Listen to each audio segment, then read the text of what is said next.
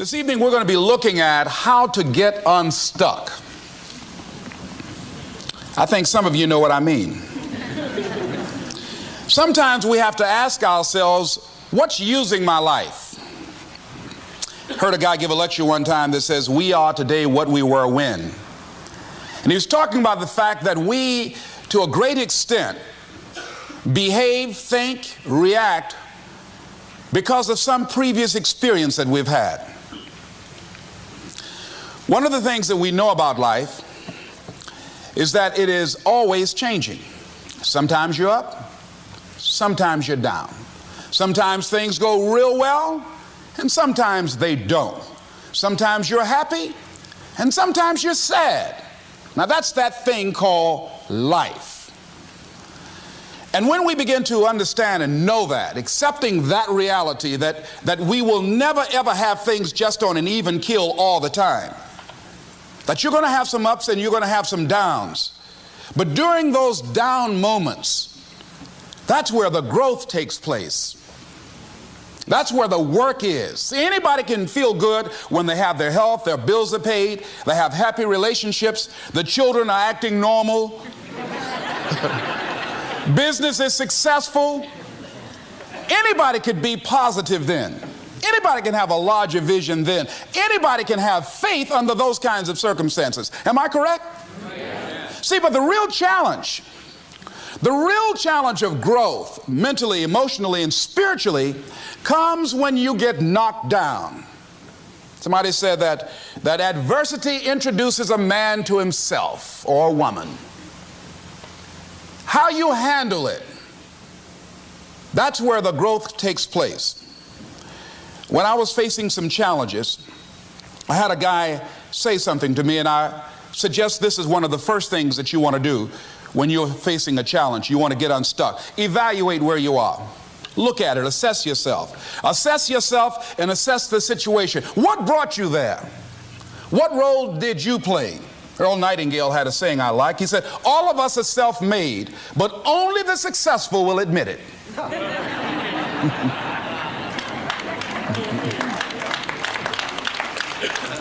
What has brought you to this point? What did you learn from it? Are you learning anything, or are you doing it over and over and over again? Somebody said that insanity is doing the same thing in the same way, expecting a different outcome. Are you going through it, or are you growing through it? Are you bigger and better because of it? Because it's not going to leave you until you grow through it. I was going through a major challenge in my life that was wearing me out, that was using me. And one of my students told me in a class that I was teaching, Lessons in Truth, she said, Les, until you handle it with grace, it will stay in your face. And it stayed there a long time. The challenges of life. How do we get stuck? A friend of mine went through a divorce. My best friend. He had a wife that did not love him as much as he loved her. It was his first real true love. He was a very religious man. Did not believe in divorce. He made a mistake. And he paid for his mistake with a lot of pain, a lot of tears. And there came to a point where he knew he should have gotten a divorce. But he was stuck. He was stuck in something called revenge. He said, she's made me so miserable, I'm going to pay her back. He was stuck. And he stayed in there longer than he should have because it began to attack him. It began to affect him psychologically. And as a result of that, when he eventually did get a divorce, he took that same attitude to other relationships, looking for something to go wrong. He was burned so badly, he did not want to risk pain again. He was going in relationships trying to avoid pain. When it became too close, he would do something to make sure the relationship did not work. He would always try and find something wrong with the person, because there are no perfect people. So if you look for it, you can find it. He was stuck in revenge. Another friend of mine working on a job, loved the company very much, expected to retire there. And one day they called him in the office, asked him for his badge and identification, called the security man up, walked into his desk, told him he was fired and he had to leave then. He was devastated. And if you came anywhere near him, he will tell you his story, as we all have stories. Even when he got a job, he went on the job telling anybody who would listen how they fired him unjustly. And he always ended with, "It wasn't fair." Life isn't fair. Life just is. It's not fair that birds eat worms, and they do. So we can't even deal with what's fair. But he's stuck in the fact that it's not fair. I don't deserve that. They were wrong. I used to be a state legislator in Columbus, Ohio. During the break, we used to go out on the front lawn of the Ohio legislature, at the Capitol there, and observe people as they came by. There was one particular person that all of us knew. The children, adults, everybody used to pick at him when he came by. We called him Chicken Man. He had a feather in his hat. He had a toy chicken on top of his car that he would drive around the area in downtown, blinking his lights and occasionally blowing his horn. When he got out of his car, he would walk downtown with a baby carriage with two little baby dolls in there and a picture of a woman. And when you say something to him or came near him, you would hear him making the sounds of a chicken. All of us used to laugh at Chicken Man. We didn't know Chicken Man's story. Chicken Man woke up one morning around 3 a.m. and his house was on fire. He panicked and he got out of the window and left quickly, only to get outside to hear his children and his wife screaming for help. He ran back to the door to go in to save them, and the flames were too hot, too awesome. He tried to get in, he couldn't get in. He was desperate, frantic. Pretty soon the cries stopped. They perished in the fire. His brother-in-law came, found out that his sister had died and his nieces in the fire, grabbed Chicken Man and started beating him. "You chicken, why did you save my sister? You're a chicken, you're a chicken." When the people pulled him off Chicken Man, they picked him up and said, "Are you all right?" And Chicken Man looked at him and he started making the sounds of a chicken. He never ever overcame that tragedy. He was stuck from that experience. None of us knew why Chicken Man went around with this picture and these little dolls. I remember when I was stuck in anger for a long time, when I made a commitment to my adopted mother that I was going to purchase her a home. I'll never forget the experience of working real hard to get the money for the down payment. Someone had told me of a beautiful home in an exclusive area of Miami. I went to see it, took my mother there, and she said, "Yes, I want it." It was on the water. We went to the closing.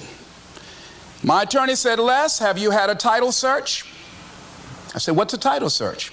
"Well, we just take a couple of days to check it out and make sure there are no liens against the property that you might have to pay if you buy this home."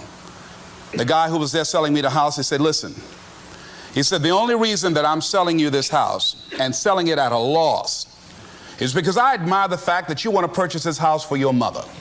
I have another guy who will give me substantially more money, but I like you. And I've got to get back to Philadelphia. Now, if we cannot consummate this deal now, then the deal is off." I said, "There are no liens against the property?" He says, "No, of course not." I looked at my attorney. I said, "I believe him. I'll sign." She said, "Mr. Brown, I'm not questioning his honesty." She said, "But business is business." I signed that contract. And we had a big celebration. Everybody in the neighborhood was talking about Leslie coming home, one of the twins that Mamie adopted, to buy her a home. Child, isn't that nice? God is going to bless him. A few weeks later, I received a letter, a registered letter, indicating that the house was going up for sheriff's sale on the courthouse steps. A man had filed a $12,000 lien against the property because the previous owner owed him that money. And if I did not come up with $12,000 in 30 days, he was going to sell the house to the highest bidder. I called this man and said, "Mister, my name is Les Brown. I purchased this house. I had nothing to do with your prior bill. He said, "That's not my problem." He said, "You should have had a title search." I said, "Can you give me time?" I said, "My mother is an older lady. She has a bad heart." And I said, "Please," I said, "if you just give me the time, I don't know how I'm going to do it with the house note and everything else, but I think I can pay you at least $2,000 a month, and within 6 months, somehow I will pay you your money." He said, "No, I want it all in 30 days or you get out." I did everything I could, racked my mind thinking about how I could get $12,000 because I took everything I could to get the money just for the down payment and the closing. I finally had to face the reality that I wasn't going to be able to do it. I was up around 2 o'clock in the morning walking back and forth thinking, how was I going to tell my mother this? My children were there in the room sleeping all night long. I agonized over this. I lost over 23 pounds. Pretty soon I went in the room where my mother was sleeping and I said, "Mama," I got down on my knees by the bed. I said, "Mama, I got to talk to you." And she said, "What's wrong?" I said, "Mama," I said, "we got to get out the house." I said, "In my haste to buy the house, I made a mistake." She said, "That's all right, baby. I didn't like this house anyhow."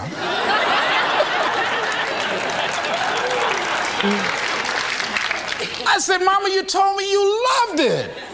I brought our friends out here to see it." She said, "You know I have arthritis in my knees, and I don't like going up the steps, but I knew it made you happy. You loved it so much." I said, "Mom, I've lost 23 pounds agonizing over this." Well, we had to pack up and go back to the old house down the street from Northwestern High School in Liberty City. All those neighbors who came out and saw us leave, those neighbors were there as we were coming back. We went in the house, the roaches were playing cards saying, "Come on in and take a hand." I was wiped out. I was embarrassed and humiliated. Words cannot encompass the symbolism of what I felt. I remember when I was unloading the furniture and I began to cry. My sister came by. "You know you didn't have any money to buy no house, Mr. Big Time. Hadn't given me a quarter. You know Mama got a bad heart, now y'all back where you belong." As I was crying and my head down, taking furniture in, my mama said, "Hold your head up." I said, "Mama," I said, "I just feel so bad about this, Mama." She said, "Hold your head up and dry your tears. You have nothing to be ashamed of." And I did, as we unloaded that furniture in that house. For several weeks, I was numb. I was immobilized with anger. If I had seen that guy, I was thinking about flying to Philadelphia. I had all kind of dreams about him. And I didn't want to hit this guy here. Hitting would have been too good for him. I just wanted to just grab him and just bite him. I just made him found him. They say, "Well, we found this guy just chewing on him." Beating would have been too good for him. I'd have just bit him every time he... I'd have been like a Doberman pincher. Yeah? God would have said, "I thought I made everything, but I don't know where this came from." I was reading a book on forgiveness. And they had a line in there that says, "Forgive and grow." I had to let that luggage go. You see, your mind is you know, when you go into a service station to get gas, you don't go in there and just start pumping. When you push the lever up, it clears the previous bill. By the same token, if you want to begin to move, you've got to clear your mind of all the unnecessary luggage and baggage that's weighing us down. I couldn't move. I couldn't think about what am I going to do to get out of this situation, because I was so concerned about what happened and what he did to me and how bad it was. I was so stuck in that I couldn't even focus on what I should have done. Feeling sorry for myself and angry, and none of that was taking me anywhere. So pretty soon I learned through effort, made a conscious, deliberate, determined effort. I had to let it go. I had to forgive it. Let it go and begin to focus on developing myself. And I say to you, you're going to have people to do things to you. Things are going to happen to you. And the most important thing to do is to harness your will and let it go and move so you can grow, so you can get on with your life.